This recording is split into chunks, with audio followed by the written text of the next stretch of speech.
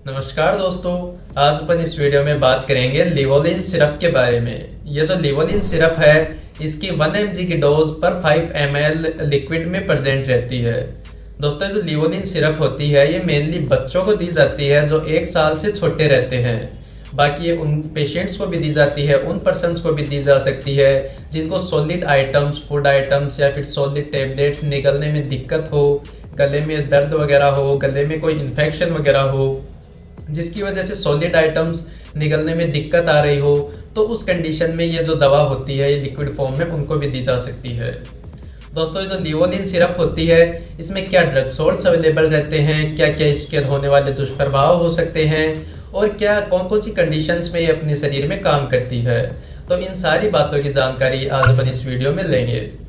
दोस्तों जो लिवोलिन सिरप होती है इसमें एक ड्रग सोर्स प्रेजेंट रहता है जिसका नाम होता है लिवोसाल्ब्यूटामोल।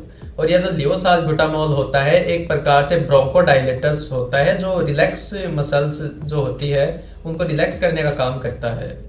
जो स्मूथ मसल्स वगैरह होती है अपने शरीर में उनको रिलैक्स करने का काम करता है साल्ब्यूटामोल। एक्चुअली क्या होता है कि काफ़ी रेस्पिरेटरी सांस की जो डिजीज़ होती है, सांस की बीमारी काफ़ी होती है जिसमें अपना जो फेफड़ा होता है, फेफड़े होते हैं उसके अंदर छोटी छोटी ब्रोंक्यूल्स होते हैं जो गुब्बारे लाइक स्ट्रक्चर्स में होते हैं जिनको ब्रोंक्यूल्स बोला जाता है।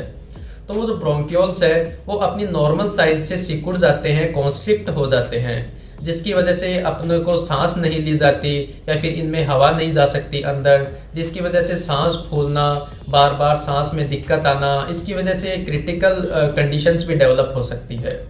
तो उस कंडीशंस में ये जो कॉन्स्ट्रिक्ट मसल्स है इनको रिलैक्स करना स्पेशली इंटरवेंशन होता है ताकि ये जो मसल्स है वो रिलैक्स होने के बाद में आराम से इन्फ्लेट हो सके, आराम से फूल सके सांस के साथ में, ताकि आराम से सांस जो है वो पेशेंट ले पाए। तो ये जो साल्ब्यूटामोल होता है ये जो कॉन्स्ट्रिक्ट मसल्स होती है, ब्रोंक्यूल्स जो होती है अपने फेफड़ों के अंदर, उनको स्मूथ करने का काम करता है, उनको रिलैक्स करने का काम करता है ताकि वो अच्छे से इन्फ्लेट हो पाए, अच्छे से फूल पाए सांस के दौरान, ताकि जो ब्रीथिंग की जो प्रोसेस है उसमें डिफिकल्टीज ना आए। तो जैसे अस्थमा की बीमारी होती है उसमें भी ये जो ब्रोंक्यूल्स होते हैं वो कॉन्स्ट्रिक्ट हो जाते हैं। इसके अलावा एक सीओपीडी होती है, क्रोनिक ऑब्स्ट्रक्टिव पल्मोनरी डिजीज, उसमें एम्फाइसीमा, क्रोनिक ब्रोंकाइटिस होता है जिसमें जो अपने फेफड़े होते हैं उनमें जो ब्रोंक्यूल्स होते हैं वो काम नहीं करते हैं। तो उस कंडीशंस में ये जो स्मूथ मसल्स को रिलैक्स करने वाली लिवोसाल्ब्यूटामोल होती है वो दी जाती है। इसके अलावा जो नॉर्मल सीजनल वेरिएशंस के दौरान इन्फ्लुएंजा वैक्सीन, जो इन्फ्लुएंजा वायरस होता है वो भी अपने लंग्स को इफेक्ट करता है जिसकी वजह से सांस लेने में दिक्कत हो जाना, या फिर कुछ एलर्जिक कंडीशंस की वजह से सांस लेने में दिक्कत हो सकती है। तो उस कंडीशन में ये जो लिवोसाल्ब्यूटामोल ड्रग सोल्ट है काम में लिया जाता है, जो कि जो लिवोलिन सिरप आती है इसमें प्रेजेंट होता है। दोस्तों इसके अगर अपन दुष्प्रभाव या फिर साइड इफेक्ट्स की अगर अपन बात करें तो इसके दुष्प्रभाव बिल्कुल आ सकते हैं क्योंकि लंग्स को इफेक्ट करती है। तो ज़्यादा टॉक्सिसिटी होने के कारण इसकी वजह से हेडेक, सर में दर्द हो सकता है, या फिर पाल्पिटेशन मतलब जो अपनी हार्ट रेट होती है वो इतनी तेज़ धड़कने लग जाती है जो अपने खुद को भी सुनने लग जाती है, खुद को भी महसूस होने लगती है कि ये फास्ट चल रही है। तो एक साइड इफेक्ट होता है जिसको पाल्पिटेशन बोलते हैं।